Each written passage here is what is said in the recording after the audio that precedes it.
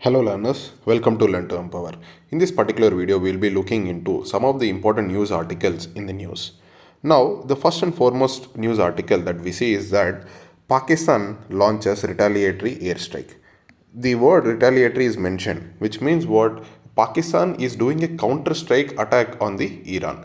So, in the recent times, the Pakistan was retaliating against the Iran because Iran attacked the certain terror outfits in the borders of Iran and Pakistan. Now, in this background, you should understand that Iran claimed that there are some Sunni outfits in Pakistan which is acting against the Iran interest. Now, in this point, now Pakistan, because the sovereignty of the Pakistan is affected here, now Pakistan started a retaliatory airstrikes against the Iran. Now there is a tension going in the Iran-Pakistan border, especially Pakistan claimed that the terror outfits in Iran are the Balochistan Freedom Separation Movement people.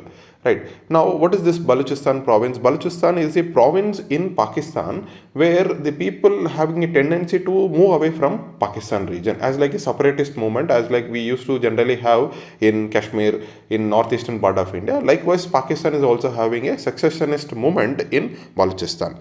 Now, this is the tit for tat kind of act that done by Pakistan, and Pakistan said they had a credible source of attacking the particular terror outfit. So this article of that nature. The second article that we see is the doctors asked to state the reason while advising antimicrobial. Now, what is this antimicrobial? Generally, whenever we get a fever or whenever we get cough, etc., the medical practitioners are recommending most of the antimicrobial resistant drugs. Now, the moment antimicrobial resistant drugs are, we drink or we eat, what happens? It enters our immune system, and if the particular disease is not cured, the level of the particular disease of resistance will increase. Especially this is happening in case of TB. Right, there are many drugs in TB. If the TB reaches the multi-drug resistance, that we generally say MDR, multi-drug resistant TB, where the first line of drug, second line of drug, third line of drug, so lastly we go for a certain kind of drug where the TB can be cured. Why? Because we generally think that it is not a TB, it is just a cough. So we went for a cough syrup without even doctor's prescription. Now the medical practitioner will give that cough syrup.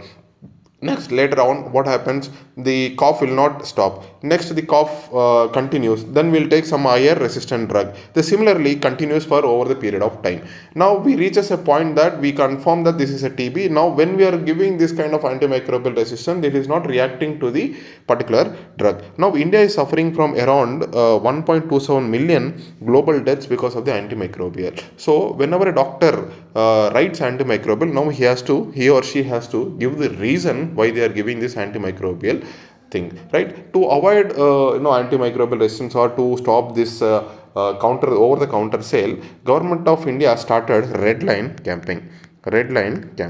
Now, what is this red line campaign? If you look at the drugs in the back of the drug or the tablet, you will find that there will be Schedule H drug which written in the red color format, which means that these drugs should not be sold by the pharmacist or a medical shop owner to the person on the counter sale, right, without the doctor prescription. But anyhow, India is a country where these rules are not being followed strictly, because of which we are also suffering from antimicrobial resistance, right? Now, next is the Karnataka to ask center to allow reservation within SC. Now, as we know that there are different kinds of reservation that Indian government is giving. From the government of India's point of view, there are different types of reservations, like especially weaker sections like OBC, SC, ST, etc. Right? And the recent category of EWS reservations also been given. Now, anyhow, state governments will have different categories of providing reservation, where they classified, if there is a BC community, they classified BC community to different categories like A, B, C, D. Some of the states like they classify like MBC, BCA, BCM. Likewise, they classify. Similarly, we don't find this kind of similar classification within scheduled caste. Now, what Karnataka government is recommending the center is to add one more article, that is article 341 subclause 3. where this 341 subclause 3 states, or it might state if it is added in the constitution, that state can have the power to classify or to divide the category, or they categorize the SC into different communities based upon their level of backwardness, because not all the scheduled caste community of same range, right? There are different people who might have forwarded in the life, etc., because of the reach of educational, the reach of government jobs, etc., right? Already there is 341 and 341 subclause 1, 341 subclause 2, where it said that the inclusion or exclusion of the scheduled caste is generally done by the government, central government, right? Now, is there, you might ask that, is there any bar on the government not to allow or not to add this scheduled caste or scheduled tribe, etc.? There is no as such bar on the constitution. If the government wants, they can subclassify the scheduled caste and scheduled tribe as well. Now recently, if you know, in case of OBC community, government set up Rohini committee, right, to subcategorization of OBC community, right? Not all the OBC community in India are of homogeneous nature. There are different categories as well. So similarly, they are aspiring for scheduled caste community as well. Now, the next foremost article that we see is the coaching centers cannot enroll students below 16 years of age. This is the notification, or this is the direction given by the Ministry of Education, asking the coaching centers, or telling the coaching centers not to enroll any student below the age of 16 years, because the generally what happens in case of IIT coaching, NEET coaching, the coaching centers promise that if you start the coaching by the 6th class itself, 6th standard itself, 6th standard, 7th standard, 8th standard itself, you have a strong base of clearing the exam. But actually, if you look, the people who are studying in this coaching institute are mostly of stressed condition. Now, the recent incident that is happening in Kota, etc., which is meant, we see that the teenage population in this country are feeling lot of stress and they are doing suicides. Now they are leading to suicides. Why? Because of the stressful condition. And the government has also said that there should be some kind of student counselor should be present in every coaching institute as well, right? This is a very good move, or a forward move. It is also ethically correct to, it is high time that we should regulate the coaching industry now. Done. The next article, this is nothing but the continuation of our previous article, subcategorization of SC, panel to look into the even distribution benefit. Now, this is the, you should understand logically that even government has set up a committee to classify, to reclassify, or to subcategorize the scheduled caste community. Now, some of the facts include the scheduled caste community in India is around 1200 scheduled caste communities are present in India right now, as of now. Right now, it is a high time that we required a subcategorization of the scheduled caste communities. Now, here one community name is mentioned, that is the Madiga community. Especially, you will find this kind of this community in Telangana. Now, in the recent Telangana elections, the scheduled caste leaders met Prime Minister and requested them to subcategorization of this particular community, and even the Prime Minister agreed for this. Now, central government is going to set up a committee for subcategorization. Right now, as we have said, is there any bar on the constitution not to do this? No, there is no bar as such. Now, you can see one point here. The Madiga community has been struggling since 1994 for subcategorization of SC. It was this demand first led to the formation of Justice P. Ramachandra Raju Commission in 1996. Later on, some other commission were also established. Not very much important from the UPSC point of view, but you can assume, you can understand. But there were some 10 commissions are already been established for studying the subcategorization of the scheduled caste community. Right now, the next important article that we see is the India says its hope to resolve the issue of troops in Maldives. The primary issue that we recently seen is that Maldives has Indian troops presence. There is no doubt in it, because India is a neighboring country. India follows the first neighborhood first policy, and India has been following this first policy as a foreign policy since independence.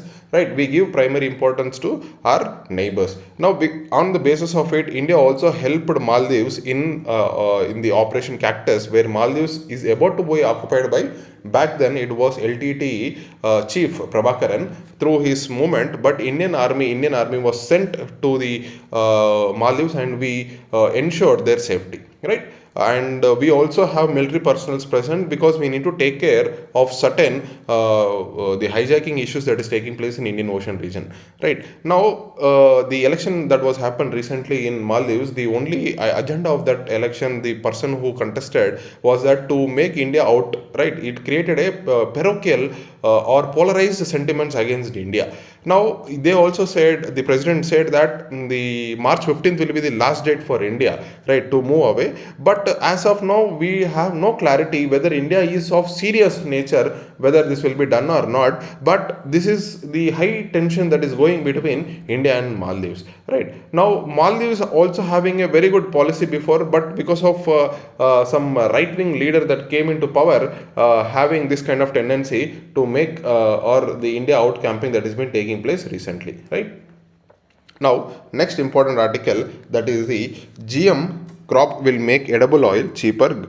That is the government's argument in the Supreme Court. Now, a case was filed against by the petitions include gene campaign activist Arna, some name is been given, not very important. But the point is they've challenged the government approval of Dara mustard hybrid 11, right? Dara mustard hybrid 11, what is this? This is the genetically modified mustard. Now, point to be understood, whether this genetically modified crops or mustard or brinjal, whatever it might be, should be allowed in Indian agriculture or not. Now the general argument goes is that these genetically modifiers are not good for the health because India did not develop a food processing technology to such a level so that we can have this kind of technology. Otherwise, when this genetically modified enters our food chain, right, this will have a long term consequence on the population. Now government is having a different opinion regarding the same, that government says that these are not harmful per se, rather genetically modified crops actually reduces our import bill, right? Import bill, especially edible oil, the DMH11, the mustard oil, etc. This edible oil bills we can be reduced in the over the period of time. Here some data is given. I want you people to look into how much that we can reduce by introducing this genetically modified crops into field. Now, is there any genetically modified crop before we accepted it? Yes, there are crops including BT cotton, which was the first genetically modified crop that was allowed for the commercial nature, but for the edible oil category or edible or the food category we are not allowed till now. It is still under the process of the committee, that is Genetic Engineering Appraisal Committee. Now I want you to comment in the comment section, this Genetic Engineering Appraisal Committee is under which ministry, right? I want that. And this is how the genetically modified, this is a long term issue, this is going on for almost 1 or almost 10 years now, right? Now let's see how the development will goes on this.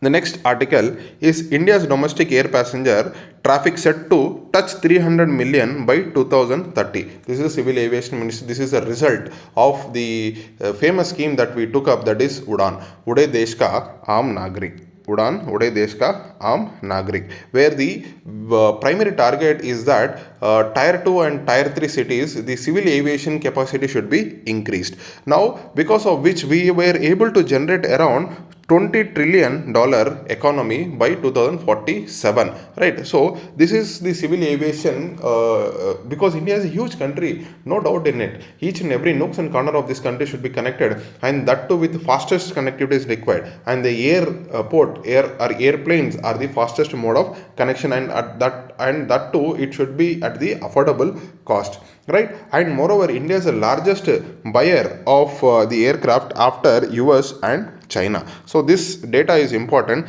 and India's civil aviation is having that kind of capacity in near future. Now these are the articles of important nature today. We'll doing this series in the coming videos as well.